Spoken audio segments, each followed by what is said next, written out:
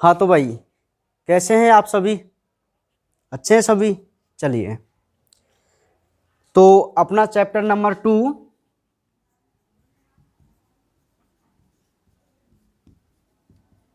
जीव जगत का वर्गीकरण। ठीक है भाई, तो इसके बारे में हमारी बात चल रही थी, जीव जगत के वर्गीकरण के बारे में। और इस चैप्टर में हमने क्या देखा? एक तो अपने 5 जगत देखे।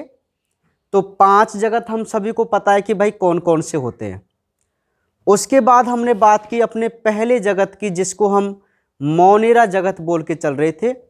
उसके बारे में हमारी बात चल रही थी। तो मोनेरा जगत में क्या है? मोस्टली हम आर्की बैक्टीरिया और यू बैक्टीरिया, साइनोबैक्टीरिया और माइकोप्लाज्मा का अध्ययन करते हैं। ठीक है, तो मैं आपको बता देना चाहता हूं कि कल जो हमने बात की थी वो आर्की बैक्टीरिया के बारे में बात की थी। किसके बारे में बात की थी? आर्की बैक्टीरिया के बारे में बात की थी, है ना। तो आर्की बैक्टीरिया हमने कल देखा। तो क्या होते हैं भाई आर्की बैक्टीरिया? ये ऐसे बैक्टीरिया होते हैं जो सबसे प्राचीन जीवाणु थे, है ना। ये ऐसे स्थान में पाए जाते हैं जहां कोई और अन्य जीवाणु या कोई अन्य जीव नहीं पनप सकता। ठीक है, और इसमें 3 प्रकार के जीवाणु को हमने सम्मिलित किया था। एक था मैथिनोजन जीवाणु, एक था हेलोफिल्स और एक था थर्मो एसिडोफिल्स जीवाणु, है ना। तो ये 3 प्रकार के जीवाणु थे। मैथिनोजन जीवाणु हमने क्या देखा? मैथिनोजन जीवाणु ऐसे जीवाणु होते हैं जो पशुओं के रूमिनेंट आमाशय में पाए जाते हैं, जो CO2 को मैथेन में बदलने का काम करते हैं।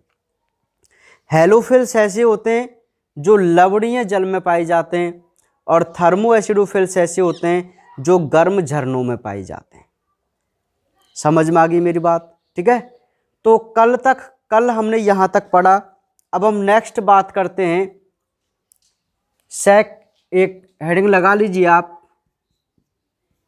Cyano bacteria. क्या है? Cyanobacteria. अभी यू बैक्टीरिया को हम बाद में पढ़ेंगे इसमें, क्योंकि वो ज़्यादा इंपॉर्टेंट है। वहाँ हमें मोस्टली जीवाणु के बारे में समझना है। तो हम छोटी छोटी बातें यहाँ पर कर लेते हैं। तो लिखिए साइनो बैक्टीरिया, लिख लिया? लिखिए इसमें, इन्हें नील हरित शैवाल कहा जाता है। इन्हें नील हरित शैवाल कहा जाता है। नेक्स्ट पॉइंट, इनमें पादपों की तरह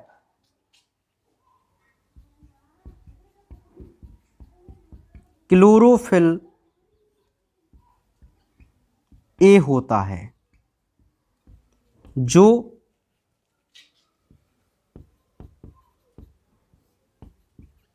प्रकाश संश्लेषण में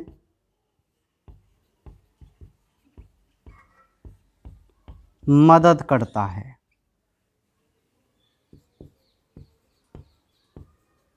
इनमें एक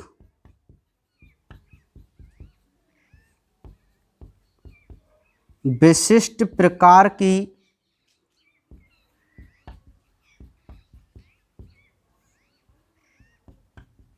कोशिका होती है, जिसे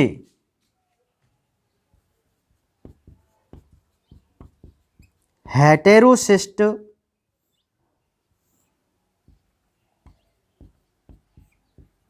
कहते हैं।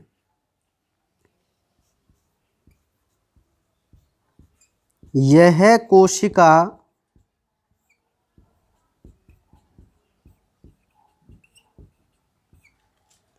नेफ जीन का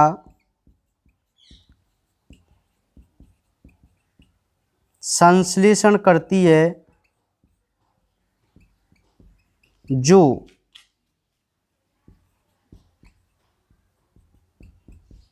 नाइट्रोजन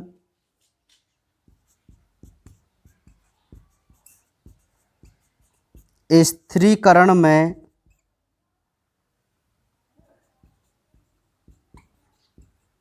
सहायक होता है। ठीक है, नोट कीजिए इन पॉइंटों को साइनोबैक्टीरिया के बारे में।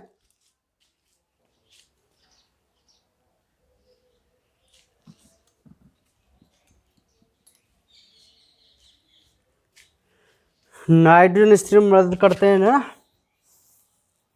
ठीक है,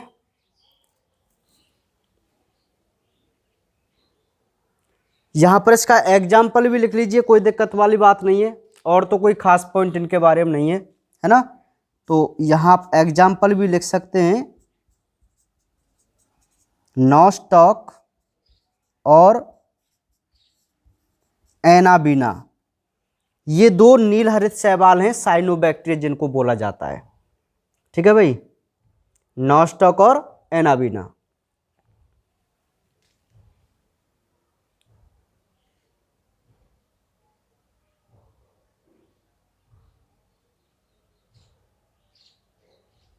लिख लिया? हाँ, नोट कर लीजिए सभी पॉइंटों को।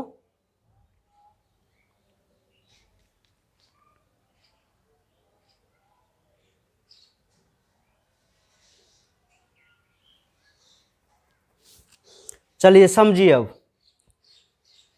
देखो ध्यान से समझिए कि अच्छा, जो पहले साइनोबैक्टीरिया थे ना, इनको हमने क्या है, शैवाल की कैटेगरी में रखा था। शैवाल आते हैं प्लांट जगत में, किस जगत में आते हैं, प्लांट जगत में, है ना। तो उसी कैटेगरी में हमने इसको रखा, तभी तो हम इसको नील हरित शैवाल कहते हैं। तो यहाँ हम कई बार कंफ्यूज हो जाते हैं कि ये नील हरित शैवाल है तो ये शैवाल में आना चाहिए। हाँ, पहले इसको शैवाल की कैटेगरी में रखा गया था, है ना, लेकिन बाद में इसको किस में रखा गया, जीवाणु की कैटेगरी में रखा गया, तो फिर इसका नाम हुआ साइनोबैक्टीरिया, है ना। तो इसको हम जीवाणु ही मानते हैं साइनोबैक्टीरिया को।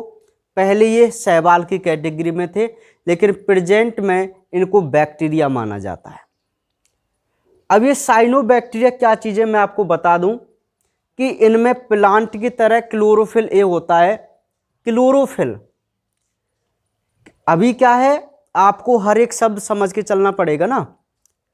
तो क्लोरोफिल का मतलब होता है पर्णहरित। क्या होता है, पर्णहरित। मैं आपको बात बता दूं, क्लोरोफिल एक प्रकार का प्रकाश संश्लेषी वर्णक है। आप फोटोसिंथेसिस के बारे में जानते हैं, प्रकाश संश्लेषण के बारे में। क्या है प्रकाश संश्लेषण?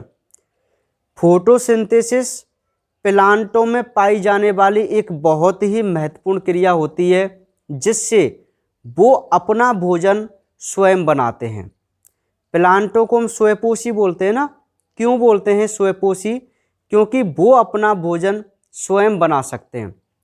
तो प्लांट अपना जो भोजन बनाते हैं वो फोटोसिंथेसिस से बनाते हैं, अर्थात सूर्य की ऊर्जा की सहायता से कार्बन डाइऑक्साइड और जल को लेकर प्रकाश की उपस्थिति में इसकी सहायता से, पर्णहरित की सहायता से वो ग्लूकोज का निर्माण करते हैं, स्टार्च का। तो इस क्रिया को हम क्या बोलते हैं, फोटोसिंथेसिस बोलते हैं। शायद मैंने आपको नहीं बताया क्या फोटोसिंथेसिस? बता तो दिया था शायद, क्या नहीं बताया, मुझे याद नहीं है ना। चलो कोई बात नहीं। तो प्रकाश संश्लेषण क्या है? प्रकाश संश्लेषण एक ऐसी घटना है जिससे पौधे अपना भोजन बनाते हैं।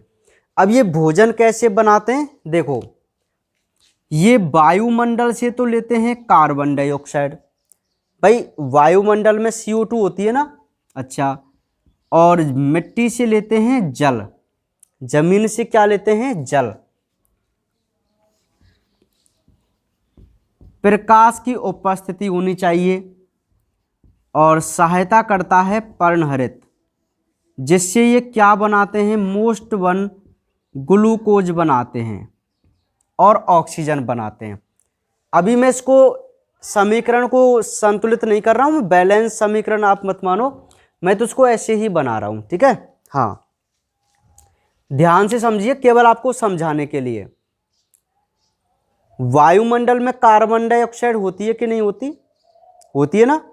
तो प्लांट क्या करते हैं, दिन के समय वायुमंडल की CO2 को ग्रहण करते हैं, है ना, और जमीन से प्राप्त करते हैं जल। आपने देखा होगा, हम पेड़ पौधों में, छोटे जो पौधे होते हैं उनमें जल डालते हैं। क्यों डालते हैं जल, क्योंकि वो जल की सहायता से अपना क्या बनाते हैं, भोजन, है ना, ठीक है।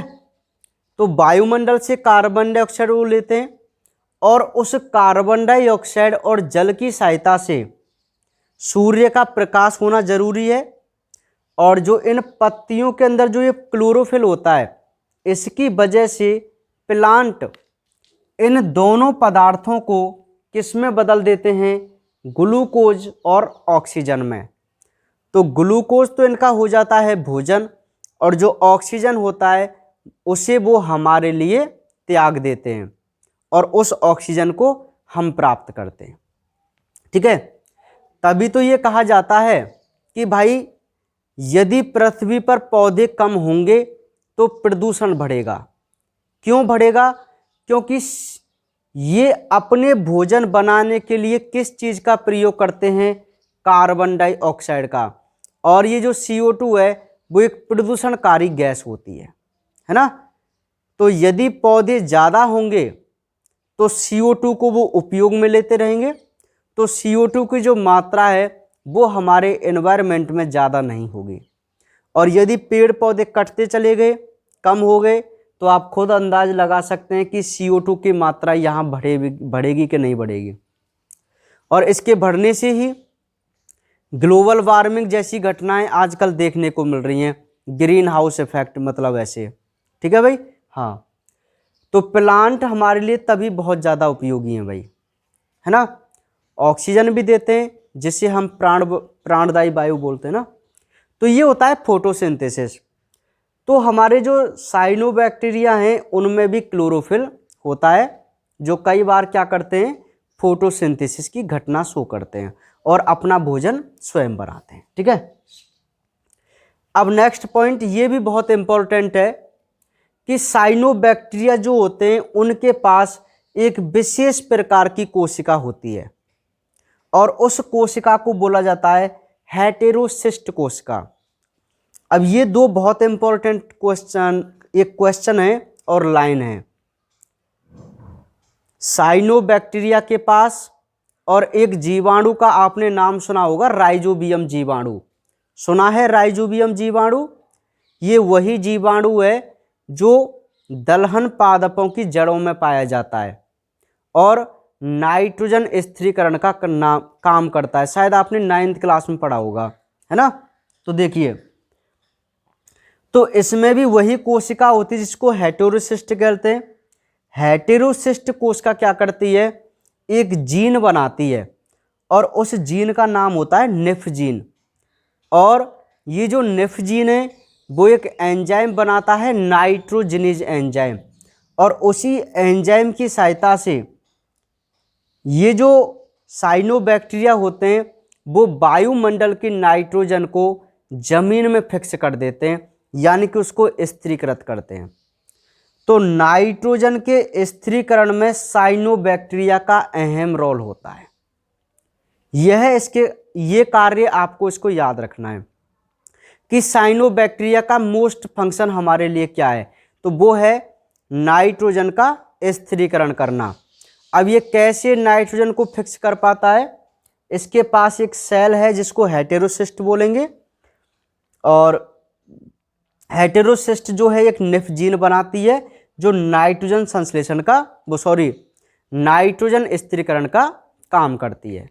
तो ये बात आपको साइनोबैक्टीरिया के बारे में याद रखनी है केवल, ठीक है। एग्जाम्पल आप जरूर याद रखना, वो आपसे पूछ ले कि दो नील हरित शैवालों के उदाहरण दीजिए, तो आपको बताना है नॉस्टॉक और एनाबीना। ठीक है, तो ये है भाई साइनोबैक्टीरिया। अब हम इसके एक डायग्राम की बात कर लेते हैं कि साइनोबैक्टीरिया किस प्रकार का है एक। तो एक डायग्राम आप यहां पे बनाइए, पेंसिल जरूर यूज में लेना, पेंसिल है ना, डायग्राम बनाने के लिए पेंसिल। तो देखिए नॉर्मल सा ही इसका डायग्राम है।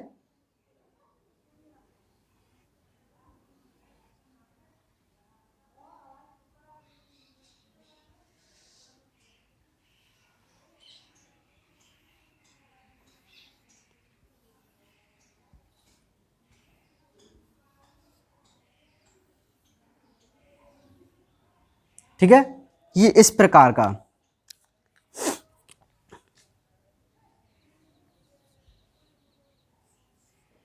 ठीक है भाई, तो ये जो आपको दिख रहा है वो एग्जाम्पल है एक नॉस्टॉक शैवाल का।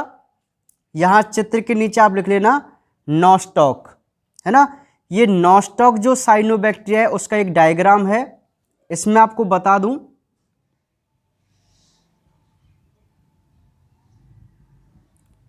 इस पे एक आवरण है,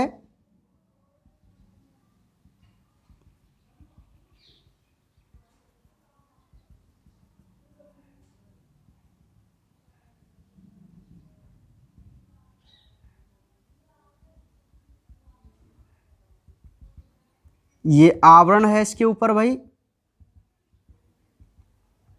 इस प्रकार का एक हमारे पास नॉस्टॉक शैवाल होता है, साइनोबैक्टीरिया होता है। ये है श्लेष्मा का आवरण, और ये मोस्ट वन हेटेरोसिस्ट कोशिका। ठीक है, ये हेटेरोसिस्ट कोशिकाएं जो मैंने बनाई हैं। तो ये डायग्राम आप बना लीजिए पेंसिल से भाई, बहुत अच्छा डायग्राम आप इसको बनाना पेंसिल से।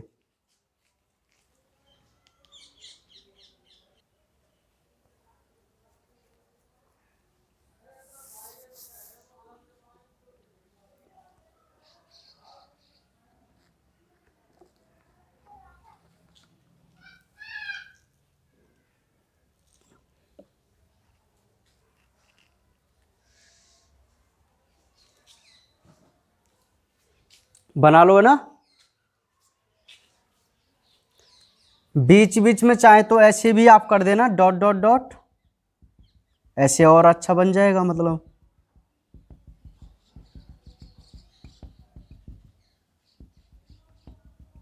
इस प्रकार, है ना। ये नॉस्टॉक नाम का साइनोबैक्टीरिया है।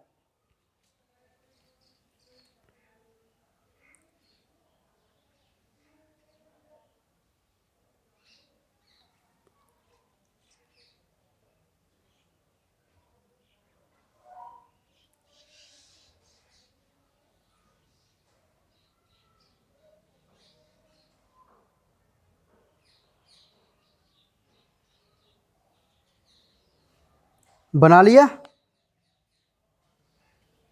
बना लो आराम से, पेंसिल से बनाना है ना।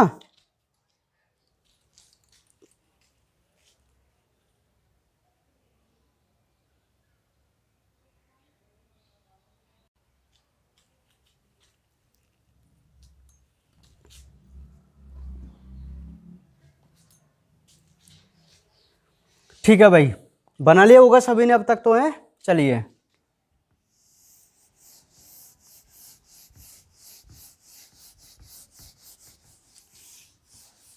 तो भाई ये जो हमने बात की है वो अपने मोनेरा जगत में बात चल रही है हमारी, और हमने इसमें एक अपने आर्की बैक्टीरिया को देख लिया और एक साइनोबैक्टीरिया को देख लिया।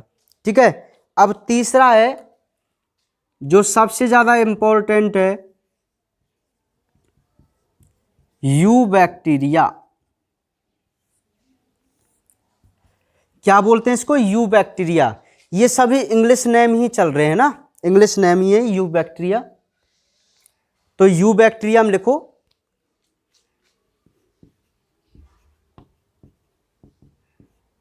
इन्हें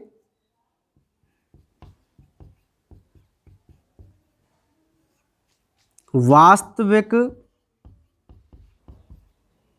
जीवाणु कहते हैं। इसमें संक्रमण फैलाने वाले जीवाणु होते हैं। ठीक है, तो एक इसके प्रकार मैं आपको बता दूं, आप बड़ा एरो लगा के लिखना।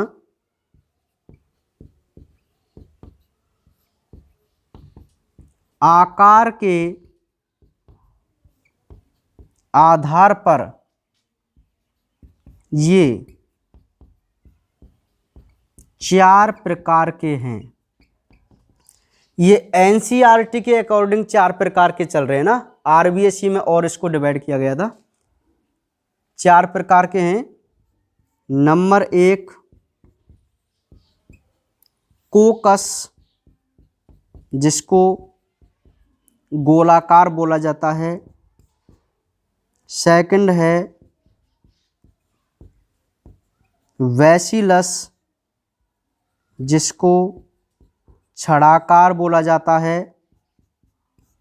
नंबर 3 है स्पाइरलम, जिसको सर्पिलाकार बोलते हैं।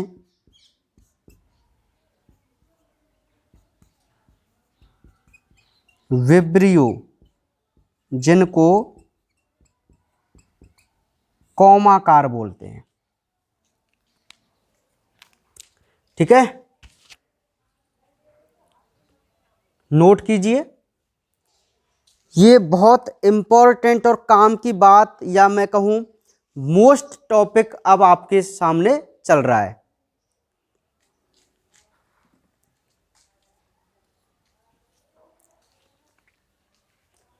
ये जो यू बैक्टीरिया वाला टॉपिक है ना, इसमें हम अपने मोस्टली बैक्टीरियाओं के बारे में अध्ययन करेंगे, जीवाणु के बारे में जानने की कोशिश करेंगे। ठीक है, मतलब जिनको हम वास्तविक जीवाणु कहते हैं ना, वो सभी यू बैक्टीरिया में सम्मिलित किए गए, उनका अब हम यहाँ पे अध्ययन करेंगे। ठीक है, लिख लो पहले, फिर मैं आपको 1-2 बात और यहाँ पे बताऊंगा।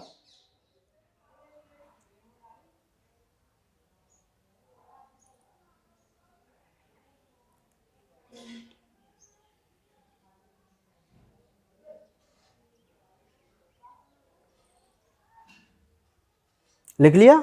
सुनिए, तो मोनेरा जगत में यू बैक्टीरिया जो होते हैं, इस यू बैक्टीरिया में जितने भी हमारे वास्तविक जीवाणु हैं, उन सभी को सम्मिलित किया गया। इसमें अधिकतर वही जीवाणु हैं जो हमारे अंदर रोग फैलाते हैं।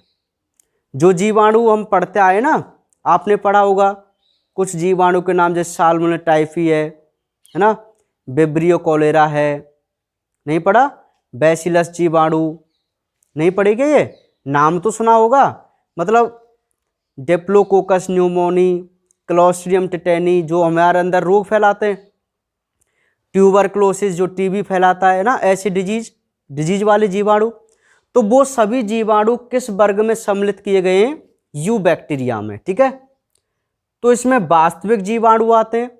तो पहला क्वेश्चन तो यही आपको याद रखना है कि वास्तविक जीवाणु को किस में सम्मिलित किया जाता है? तो यू बैक्टीरिया में। ठीक है, ये कोई खास बात नहीं है। नेक्स्ट बात आती है कि जो जीवाणु होते हैं वो आकार के आधार पर कितने प्रकार के होते हैं। तो मैं आपको यहां बता देना चाहता हूं, इनके एग्जाम्पल और उसकी बात तो हम बाद में करेंगे कल, क्योंकि अब मैं टाइम नहीं बचेगा। तो आकार के आधार पर हम बात करें कि भाई कुछ जीवाणु जो होते हैं वो गोल आकृति के होते हैं। कैसे होते हैं? गोल आकृति के। तो एक सिंपल सी बात मैं आपको बता दूं, जैसे देखो कि जिन जीवाणु की आकृति गोल होगी उनके नाम के पीछे क्या लगा हुआ होगा? कोकस। अभी जैसे मैं आपको नाम बोलूं डिप्लोकोकस न्यूमोनी, डिप्लोकोकस न्यूमोनी नाम का एक जीवाणु है ना, और मैं आपसे पूछूं कि इसकी आकृति कैसी है, तो आप तुरंत बोलेंगे सर इसकी जो आकृति है ना वो गोल है। क्यों गोल है? क्योंकि इसके नाम के पीछे लगा हुआ है कोकस। तो कोकस का मतलब गोलाकार। समझ में आ गई बात? कुछ ऐसे हैं जो छड़ाकार हुए, छड़ाकार मतलब छड़ जैसी आकृति के, तो उनके नाम में लगा हुआ रहेगा बैसिलस जीवाणु, जैसे थायोबैसिलस है ना, ऐसे। स्पाइरलम का मतलब जो सांप जैसी आकृति के हो, यानी कि सर्पिलाकार आकृति के हो, ठीक है, उसको हम स्पाइरलम जीवाणु यानी कि सर्पिलाकार बोलेंगे। कुछ ऐसे भी जीवाणु होते हैं उनकी आकृति जो होती है अंग्रेजी के कॉमा जैसी होती है, तो इनको हम विब्रियो या कॉमाकार, जैसे विब्रियो कॉलेरा, जैसे एक जीवाणु है विब्रियो कॉलेरा, आपसे उसकी आकृति पूछी जाए तो आप क्या बोलेंगे? सर इसकी आकृति कॉमाकार है क्योंकि इसमें विब्रियो लगा हुआ है। तो इस प्रकार आकृति के आधार पर जो हमारे जीवाणु वो कितने हैं? 4 हैं। तो इनके बारे में जो थ्योरी लिखेंगे वो बात करेंगे कल। तो आज के लिए केवल इतना ही पढ़ेंगे, बाकी बातें हम करेंगे कल। ठीक है भाई।